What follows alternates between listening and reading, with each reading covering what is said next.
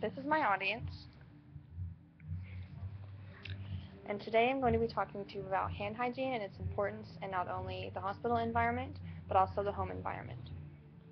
I was recently hired by the hospital here in Odessa, and as soon as orientation started, the orientation leaders were teaching us about hand hygiene and how important it is to wash your hands properly while at work. But I also started to realize how important it is to have proper hand hygiene while at home as well. A quote I found on the website for Centers for Disease Control and Prevention states that keeping your hands clean is one of the best ways to prevent the spread of infection and illness. I love this quote because it couldn't be any more true. Another quote I found is 80% of infectious diseases are spread by touch. And this one hit me pretty hard because that's such a big percentage. So the three things I'm going to be talking to you today about are how to properly wash your hands, how easily germs are spread, and lastly, other ways to prevent the spread of germs. So first, I'm going to talk to you about how to properly wash your hands. I remember during my orientation, we did a little exercise where we were handed a pair of latex gloves to put on and then handed a little bit of red paint to put in the palm of our hand. The orientation leaders then told us to close our eyes and pretend to wash our hands as we normally would. What this taught us is that the majority of us were not even getting our entire hand washed, therefore not getting rid of all the bacteria. The proper way to sufficiently wash your hands is to first wet your hands with clean running water, and then apply soap and lather your hands by rubbing them together and creating friction.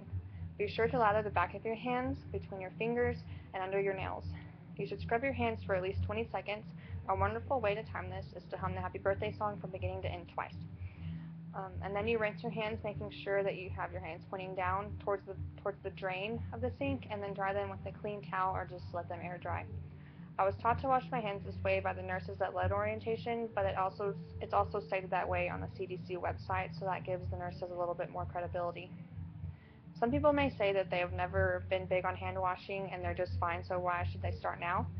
Well, when I was doing my research for this speech, I found some interesting facts about how quickly and easily germs are spread throughout the community and household. I found specifically on a website 5 common ways germs are spread. So today I'm just going to take you through those 5 things. The first way that germs are spread is from the nose, mouth, or eyes to your hands, and then to other people. Germs can be spread by sneezing, coughing, or rubbing your nose or your eyes. If you don't properly wash your hands, you can spread your germs to your friends or family members. So simply washing your hands can keep the people you love from getting an illness. The second most common way germs are spread is from your hands to your food. So usually germs are spread from unclean hands to food by an infected food preparer who did not wash his or her hands after using the restroom. The germs are then passed to whoever is eating the food. This is easily prevented by simply washing your hands after you use the restroom before you eat a meal. So then the third most common way that germs are spread is from food to hands and then back to food. And I thought this one was particularly interesting. Germs are transmitted from raw food such as chicken to your hands while preparing a meal. And if you don't wash your hands before touching the uncooked food such as salad, you're transferring the germs from the raw chicken to the salad, therefore contaminating it. I thought that was super interesting because I've never even thought about that before. And the fourth way is from an infected child to their hands to other children.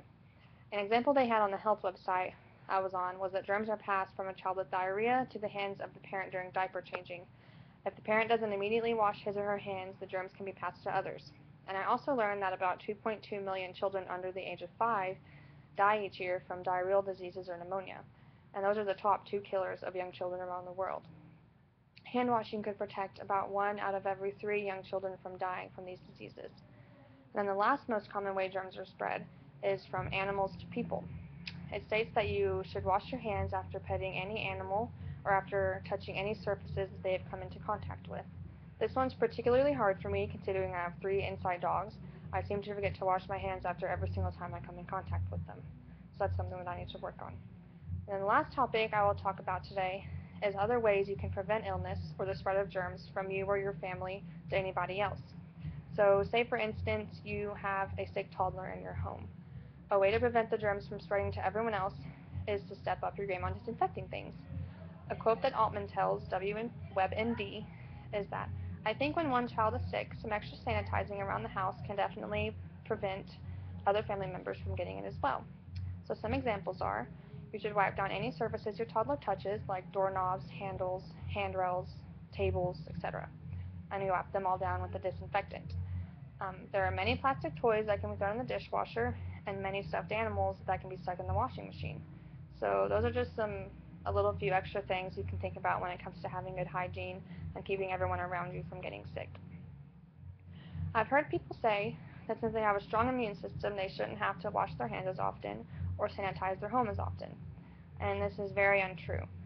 I do know that there is such thing as keeping your hands or your body too clean, and that can weaken your immune system because you need to be exposed to some bacteria, or your body won't even know how to fight off any bacteria at all. So I found on a website that talks about having too much or too little hand hygiene. It states that while it's important to get adequate exposure to germs and bacteria early in life, it's just as important to practice proper hand hygiene as an adult, but for the opposite reason. Good hygiene habits such as brushing your teeth, washing your hands properly before eating, or even keeping your hands away from your eyes, nose, and mouth during cold season can help keep harmful organisms out of your body so that your immune system does not become overwhelmed. So I found that to be really interesting. In conclusion, hand hygiene is a very strong subject for me, and I'm pretty passionate about it. Everyone should know how to properly wash their hands. They should be up to speed on how easily germs are spread, and they should also get to know the other alternate ways you can keep from